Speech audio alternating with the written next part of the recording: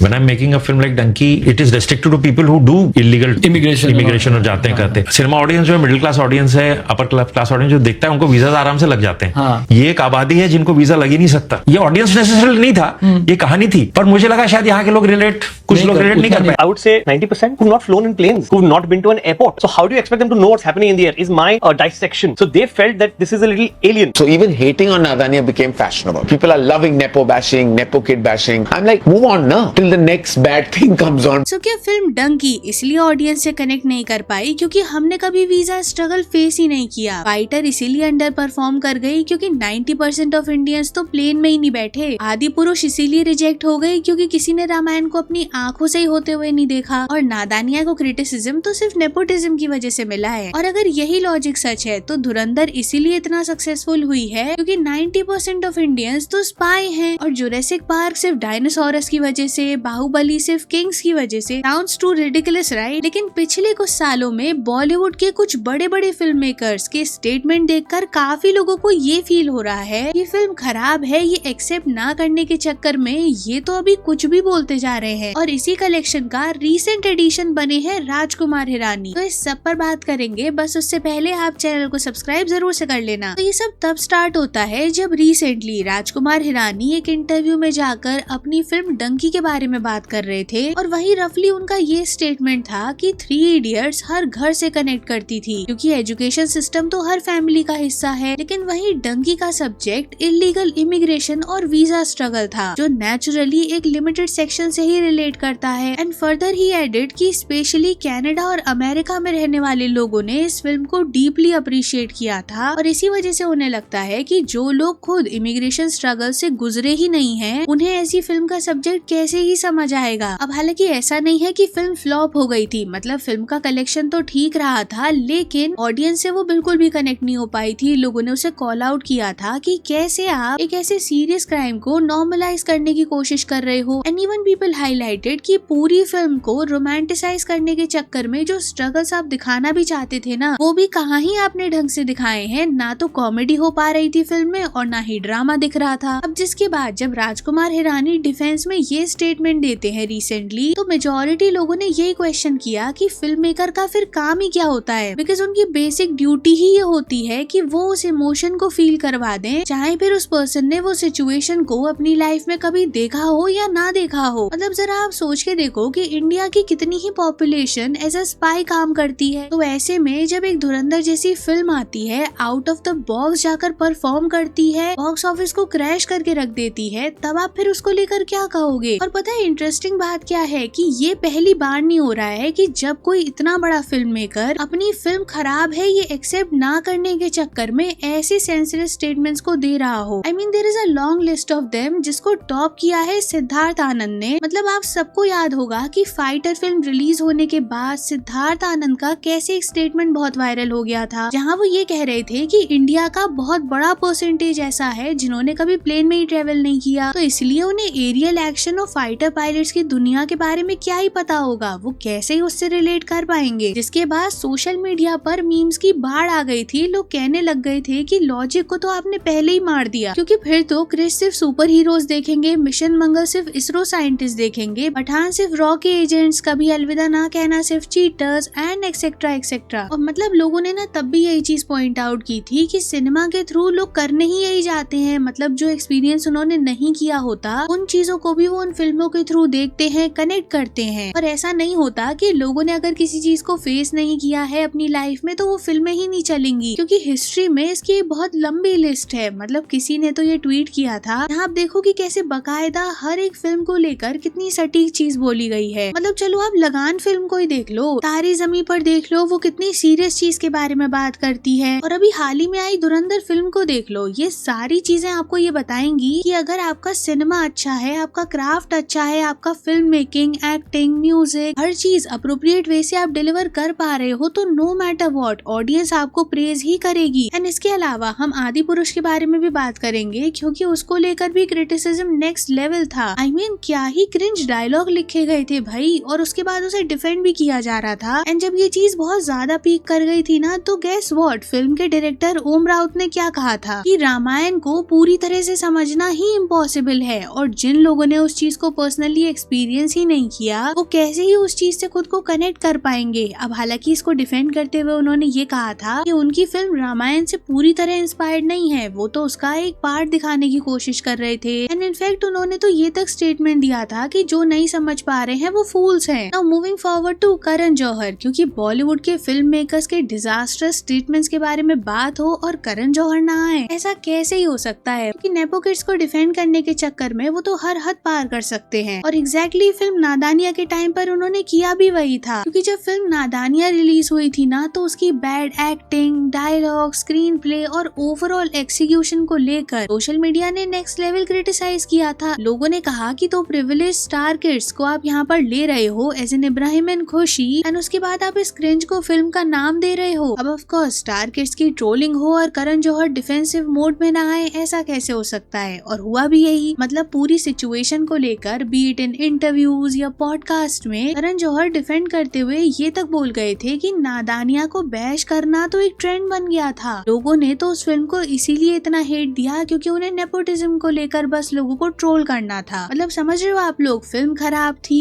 Acting cringe थी, ये सब तो कोई रीजन ही नहीं होता है भाई। बस बेचारे वो नेपो किड्स को लोगों को हेट करना था तो उन्होंने अच्छी खासी मास्टरपीस तक को रिजेक्ट कर दिया। और चलो मान लिया कि हर फिल्म मेकर या प्रोड्यूसर अपनी टीम को, अपने क्राफ्ट को डिफेंड करता ही है, लेकिन पता है प्रॉब्लम कहाँ आती है? जब आप ऑडियंस के वैलिडेशन को ही ना एक्सेप्ट करना चाहो और उस पर ब्लेम और डाल दो कि फिल्म नहीं चली, उसका रीजन भी ऑडियंस ही है, क्योंकि ऑडियंस समझ ही नहीं पा रही है, वो एक्सेप्ट ही नहीं करना चाह रही अच्छे क्राफ्ट को। मतलब as a film maker, as an actor, आपका काम ही क्या है अगर आप ऑडियंस को ही नहीं इम्प्रेस कर पा रहे हो तो? और ऐसा नहीं है कि सिर्फ नेपोटिज्म की वजह से क्रिटिसिज्म होता है। मतलब अभी सैयारा में आहान पांडे भी तो नेपो प्रोडक्ट ही है, फिर भी देख लो उन्हें कितना अप्रिशिएट किया गया। तो जिसका सिंपल सा मतलब है कि अगर screen play, dialogue, direction, performance सब चीजें अच्छी होती हैं तो बिना वजह ऑडियंस के सर पे भूत सवार नहीं होता है किसी फिल्म को बैश करने का। एंड अगर हम नादानिया के बारे में बात करें ना तो इसका सबसे बड़ा ट्विस्ट ये है कि फर्दर इब्राहिम अली खान ने एक इंटरव्यू के थ्रू ये बता दिया था कि उन्हें भी रियलाइजेशन है कि फिल्म अच्छी नहीं थी, उनकी एक्टिंग अच्छी नहीं थी वहाँ पर, और लोगों को इसी वजह से वो फिल्म नहीं पसंद आई थी। जिसके बाद लोगों ने करण जौहर से क्वेश्चन करना शुरू कर दिया कि जब आपके फिल्म का लीड एक्टर खुद ही मान रहा है कि देखो फिल्म में इशू था, तो कैसे अब आप इसे डिफेंड करोगे? और पता है इसके बाद क्या होता है? काफी सारे आर्टिकल्स आते हैं क्लेमिंग कि करण जौहर इब्राहिम से अपसेट है, उनको तो बिट्रे किया गया है बिकॉज वो तो उन्हें ही डिफेंड कर रहे थे जब उन लोगों को सबसे ज्यादा क्रिटिसिज्म मिल रहा था। अब हालांकि देखो ये डिनाई नहीं किया जा सकता कि इब्राहिम की एक्टिंग को लेकर भी क्रिटिसिज्म बहुत लाउड था, लेकिन जिस वे से करण ने बाद में आकर इंटरव्यूज वगैरह में उसे डिफेंड किया वो भी लोगों को उतना ही इरिटेटिंग लगा। और इसी वजह से लोग इन सारे डायरेक्टर्स की स्टेटमेंट्स को लेकर यही कहते हैं कि जब ऑडियंस ने 12th फेल, लापता लेडीज, महाराजा जैसी मूवीज को इतना अप्रिशिएट किया है तो इसकी वजह उनका कंटेंट ड्रिवन होना ही होगा ना। तो फिर अगर ऑडियंस किसी फिल्म से डिस्कनेक्टेड फील हो रही है तब भी उसकी वजह कंटेंट ही हो सकती है, जिस पर आप ध्यान दे सकते हो अगर आप अपने ईगो और डिल्यूजन से बाहर आओ तब। बाकी इस पर आप क्या सोचते हो कमेंट्स में बताना, and don't forget to like and share the video, subscribe to the channel, and thanks for watching.